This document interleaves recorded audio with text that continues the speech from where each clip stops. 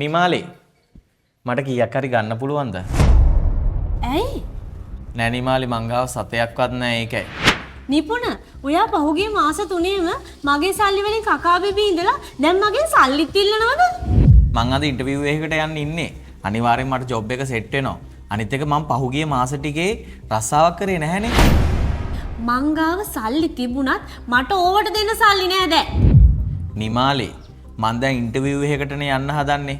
අඩුම ගානේ මට එතනට යන්න හරි කීයක් හරි අතේ තියෙන්න ඕන. ඔයා ගාව සල්ලි නැත්තේ නෑනේ. මට පොඩි ගාණක් දෙන්න මම මේකයි ඉල්ලන්නේ. අයියෝ අනේ ඔයා මගේ ගමනත් එපා කරනවා.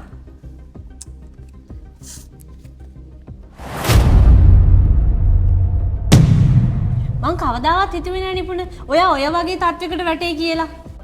අනේ නිමාලේ බලන්නකො රුපියල් 300 නේ මං කොහොමද ඉන්ටර්විව් එකකට යන්නේ? අනේ මේ ওই 300න් ඉන්ටර්විව් එකකට යන්න පුළුවන්. අනිත් එක ඔයා යන්නේ ඉන්ටර්විව් එකකට. බස් එකේනේ යන්නේ. නැතුව මේ ප්ලේන් එකේ යන්න ඕන ගමනක් නෙවෙයිනේ ඕක. ඔන්න ඕකෙන් යන්නානේ.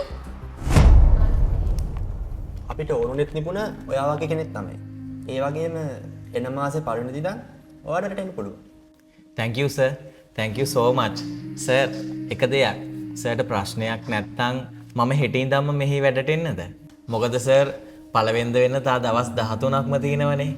ඒකයි. ඕකේ නිපුණ අපිට කිසිම ප්‍රශ්නයක් නැහැ. ඔයා වගේ ටැලන්ටඩ් එක්ස්පීරියන්ස් තියෙන කෙනෙක් හෙට ඉඳන් උනත් අපිත් එක්ක ජොයින් වෙන්න පුළුවන්. Thank you sir.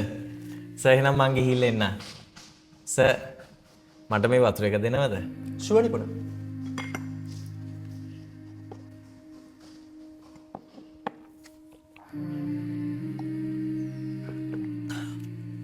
Thank you sir. නිපුණ තව දෙයක්. ඔයා මොකද නිකන් කලකිරීමෙන් වගේ ඉන්නේ? සර් මට පොඩි උදව්වක් කරන්න පුළුවන්ද? කියන්න නිපුණ ඕන දෙයක්. සර් මට පොඩි ඇඩ්වාන්ස් එකක් ගන්න පුළුවන්ද? කොහෙද ඔයා හිටියේ? ඉන්ටර්විව් එකට ඔයාට මුළු දවසම ගියාද? ඉන්ටර්විව් එක ටිකක් දුර තිබ්බේ. ඒකයි පොඩ්ඩක් වෙලා ගියේ. ඔයාට ජොබ් එක හම්බුණාද නැද්ද? මට ජොබ් එක හම්බුණා. මෙන්න ඔයාගේ රුපියල් 300. අද මට ඔය රුපියල් 300 ගොඩක් දේවල් කියලා දුන්නා. ඇත්තද? මේක ඔයාට මොනවද කියලා දුන්නේ? පිරිමි කෙනෙක් මුදල් හම්බ කරන්නේ තමන්ගේ මුළු පවුලටම.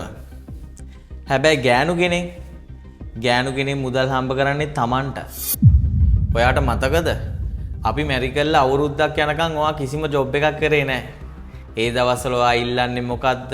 ඔයා ඉල්ලන්නේ මගෙන් මොන දේද? මං කිසිම දෙයක් බලන්නේ නැතුව ඔයා ඉල්ලන හැම දෙයකටම සල්ලි වියදම් කරා. හැබැයි නිමාලි මං ඒ කාලේ ඔයාට කිසිම දෙයක් කිව්වේ නැහැ. ඒ වගේම නිමාලි මං ඔයාව සමච්චල් කරේ නැහැ. මට මගේ ජොබ් එක නැති වුණාට පස්සේ මට මේ හැමදේම වෙනස් වුණා.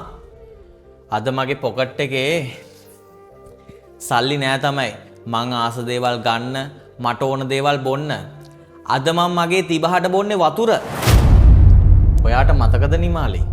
ඔයා ජොබ් එකට ගියපු කාලේ අපි තීරණය කරා ඔයාගේ සල්ලි ඉතුරු කරන්න. ඒ වගේම මගේ සල්ලි මේ ගෙදර වියදමට. හැබැයි ඒ තීරණේ අද මට පාඩමක් කියලා දුන්නා. හැම මිනිහෙක්ටම හොඳ කාලයක් වගේම නරක කාලයක් එනවා කියලා. නරක කාලයට අපි දවසක අපි ගාව පොඩි හරි මුදලක් ඉතුරු කරලා තියෙන්න ඕන කියලා.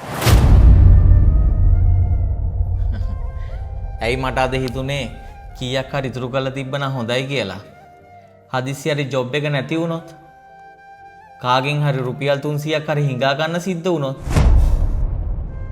ඒක නිසා මේ ගෙදර අදින් පස්සේ ඔයාගේ සැලරි එකෙන් කොටසක් මේ ගෙදර වියදමටයි මගේ සැලරි එකෙන් කොටසක් අපි හැමෝගෙම ජීවිතවලට එන නරක කාලවලට වෙන් කරමු. එතකොට මේ කිසි ප්‍රශ්නයක් වෙන්නේ නැහැ.